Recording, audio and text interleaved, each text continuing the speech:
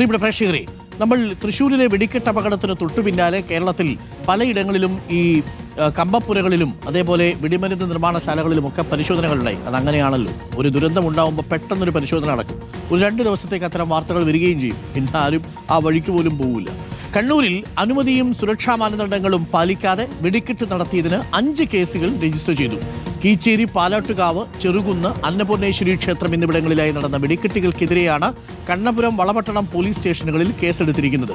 April 20-നും കഴിഞ്ഞ ചൊവ്വാഴ്ചയുമായിരുന്നു ഈ സ്ഥലങ്ങളിൽ നിയമലംഘനം നടന്നത്. അർജുൻ കല്യാടുണ്ട്. അർജുൻ കല്യാട്, ഈ നിയമലംഘനങ്ങളൊക്കെ കണ്ണിൽപ്പെടാൻ തൃശ്ശൂരിൽ ഒരു വെടിക്കെട്ട് അപകടം ഉണ്ടാവുകയും 14 പേരുടെ ജീവൻ പൊലിയുകയും ചെയ്യേണ്ടി വന്നു, അല്ലേ? ഡോക്ടർ അരുൺ, തീർച്ചയായിട്ടും കഴിഞ്ഞ ചൊവ്വാഴ്ചയാണ് കണ്ണൂർ കീച്ചേരി പാലോട്ടുകാവിൽ വെടിക്കെട്ട് നടന്നത്. അതിന് തൊട്ട് മുന്നിലുള്ള ദിവസങ്ങളിലായിരുന്നു ചെറുകുന്ന് അന്നപൂർണേശ്വരി ക്ഷേത്രത്തിൽ വെടിക്കെട്ട് നടത്തിയത്. എല്ലാ വർഷങ്ങളിലും ഇവിടെ വെടിക്കെട്ട് നടത്താറുള്ളതാണ്. അവിടെ ഈ വിഷുവിളക്ക് ഉത്സവവുമായി ബന്ധപ്പെട്ടുകൊണ്ടാണ് സാധാരണ രീതിയിൽ ഇത്തരത്തിലുള്ള വെടിക്കെട്ട് നടത്താറുള്ളത്. എന്നാൽ ഇതുമായി ബന്ധപ്പെട്ടുകൊണ്ട് ഇപ്പോൾ FIR-ൽ സൂചിപ്പിച്ചിരിക്കുന്നത് ലൈസൻസ് ഇല്ലാതെ, സുരക്ഷാ മാനദണ്ഡങ്ങൾ പാലിക്കാതെ, പോലീസിന്റെ അനുമതി തേടാതെയാണ് ഈ വെടിക്കെട്ടുകൾ നടത്തിയത്. അതുകൊണ്ടാണ് ഇപ്പോൾ ഈ 5 കേസുകൾ രജിസ്റ്റർ ചെയ്തിരിക്കുന്നത് എന്നുള്ളതാണ്. അതായത് കൃത്യമായ രീതിയിൽ ആളുകൾ വലിയ അളവിൽ ഈ പാലോട്ടുകാവിലൊക്കെ 10,000-കണക്കിന് ആളുകൾ പങ്കെടുക്കുന്ന വലിയ വെടിക്കെട്ട് കാണാൻ വേണ്ടി 10,000-കണക്കിന് ആളുകൾ പങ്കെടുക്കുന്ന ഒരു സ്ഥലം കൂടിയാണ്. അവിടങ്ങളിൽ യാതൊരു സുരക്ഷാ മാനദണ്ഡവും പാലിക്കാത്ത തരത്തിലാണ് ഈ വെടിക്കെട്ട് നടത്തിയിട്ടുള്ളത് എന്നുള്ളതാണ് ഈ FIR-നകത്ത് സൂചിപ്പിക്കുന്നത്. അതിന് പുറമെ ഈ പറയുന്ന രീതിയിൽ ലൈസൻസും സുരക്ഷാ മാനദണ്ഡങ്ങളും പാലിച്ചിട്ടില്ല എന്നുള്ളതും വളരെ ഗൗരവത്തിൽ തന്നെ കാണേണ്ടതാണ്. ഈ ചെറുകുന്ന് ക്ഷേത്രത്തിൽ 4 ദേശങ്ങളിലായി, അതായത് ചെറുകുന്ന്, ഇരിണാവ്, കണ്ണപുരം, പറശ്ശിനി ദേശങ്ങളിലായി 4 ദിവസങ്ങളിലായി തുടർച്ചയായ രീതിയിൽ വെടിക്കെട്ട് നടത്താറാണ് ഉള്ളത്.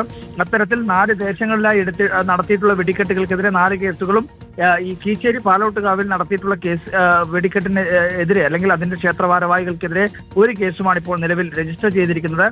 ഇന്നലെ ഈ അഴീക്കോട് നടത്തേണ്ടിയിരുന്ന വെടിക്കെട്ട്, അഴീക്കോട് വിഷുവിളക്കിന്റെ ഭാഗമായി നടത്തേണ്ടിയിരുന്ന വെടിക്കെട്ട് ഇന്നലെ ആ ക്ഷേത്ര കമ്മിറ്റി റദ്ദാക്കിയിരുന്നു. ഈ ഒരു പശ്ചാത്തലത്തിലാണ് ആ വെടിക്കെട്ട് റദ്ദാക്കിയത്. എന്നാൽ ഈ മറ്റിടങ്ങളിൽ, ഈ കീച്ചേരി പാലോട്ടുകാവിൽ ഉൾപ്പെടെ ഈ വെടിക്കെട്ട് നടന്നതിന് ശേഷമാണ് അവിടെ FIR-നകത്ത് ഉൾപ്പെടെ പറയുന്നത് അവിടെ പോലീസ് എത്തുന്നത് വെടിക്കെട്ടിന്റെ തീ കൊളുത്തിയതിന് ശേഷമാണ്.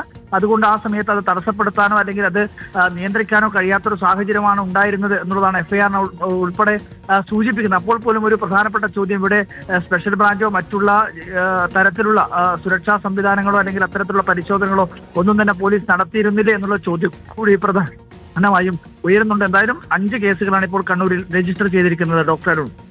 Okay, thank you. അർജുൻ കല്യാടാണ് വിവരങ്ങൾ നൽകിയത്. പ്രിയപ്പെട്ട പ്രേക്ഷകരെ, ഒരു അപകടവും ദുരന്തവും ഉണ്ടാവണം ഇത്തരത്തിലുള്ള അന്വേഷണങ്ങളും കേസുകളും എടുക്കാൻ. കേസെടുത്താലോ അതിൽ പിന്നീട് പല നൂലാമാലകളായി, പലതരം സമ്മർദ്ദങ്ങളായി നഷ്ടപ്പെട്ടു പോയവർക്ക് നഷ്ടപ്പെട്ടു. ഈ തിരിച്ചറിയാനാവാത്ത മനുഷ്യര് തൃശ്ശൂരിൽ കാത്തിരിക്കുകയാണ്. ഈ കണ്ടുകിട്ടിയിരിക്കുന്ന ശരീരഭാഗങ്ങൾ തങ്ങളുടെ പ്രിയപ്പെട്ടവരുടേതാണോ എന്നുള്ള ആശങ്കയിൽ വല്ലാത്തൊരു കാത്തിരിപ്പാണ് ഇത്.